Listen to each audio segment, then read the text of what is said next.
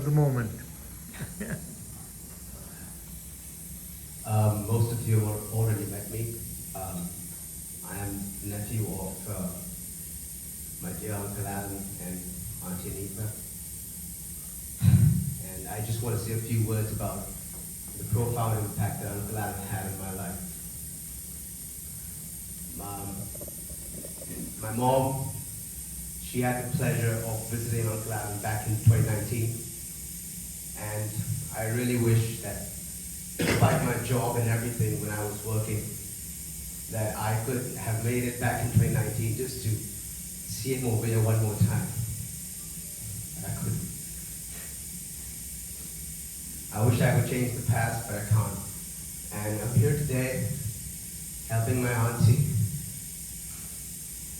this wake and the funeral and everything, but I know that if I was here, I would have made him proud and we would have a wonderful conversation. Uncle Alan was a father figure to me, and he built the foundations to what I am today, honestly. And what I'll tell you next will help you understand why I say that. Uncle Alan always brought me gifts, like the gentleman over here brought his Formula One car. He brought me gifts from, Mechanos to Legos to Bionicles, you name it. Mm-hmm. And it just blew my mind, and I cannot thank him enough for that.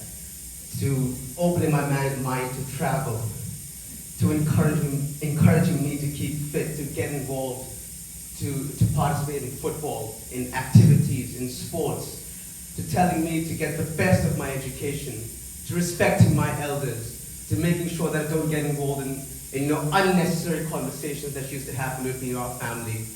He always used to be so calm and so full of intelligence and so full of integrity that he shared all that with me in his little time that we spent. He used to come to India every single year, and he used to spend time with all of us, and most of the time with me, just giving me so much love and attention and information that you see that I am the man today for Auntie Anita and my mom and my family.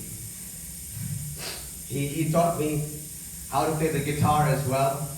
He taught me riffs that Julian, you would be proud of, Uncle Benny, you would be proud of, Denzel, you'd be proud of. And he taught me so many things. He used to tell me, Daniel, you've got the best guitar, you've got a Fender. And I used to look up, Uncle Alan, is that true?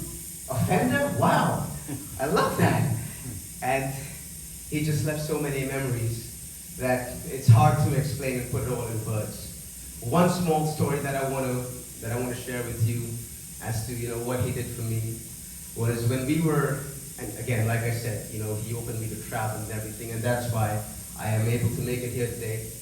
But one small memory is that our family was on a Goa trip in Goa, right? All of you know Goa. And we were having a wonderful time, and Uncle Alan was a big fan of technology. And he had a wonderful, beautiful Sony Handycam.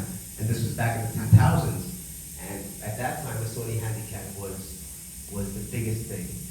And I remember that when we were on the beach and going out and everything, Uncle Alan came up to me and said, no, actually I asked Uncle Alan, can I, and I was a kid, I was 14, 15, can I record, can I go on the cam and record? And he said, yeah, go ahead, Daniel, go ahead.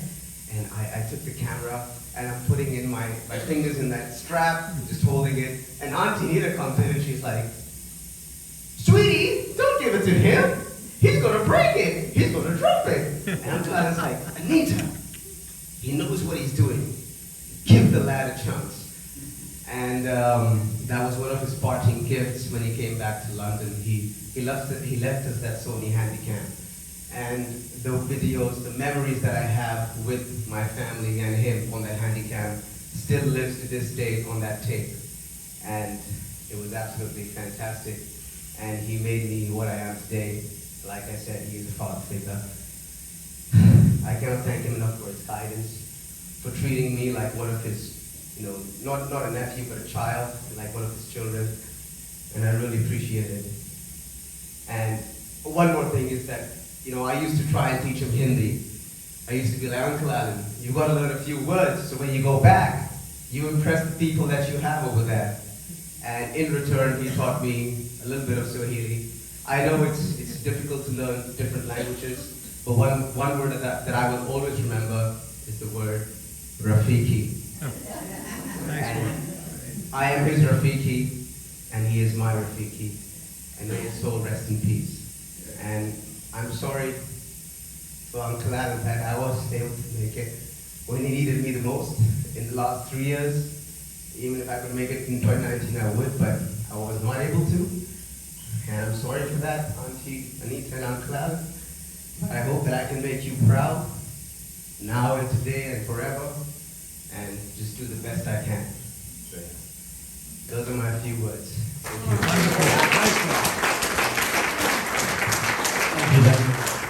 Nice one. What a legacy Alan has left.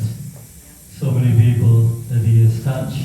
And I have to say that even some of his good friends, Benny and Julian and all the others, didn't see some of the side that Alan displayed, namely his fairly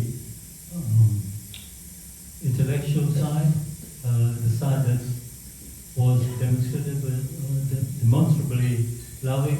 He was quite cool normally, didn't show much, If he never got a hug from Alan, I never gave him a hug. That was the type of childhood we had. As you could see that he was clearly a very deep man.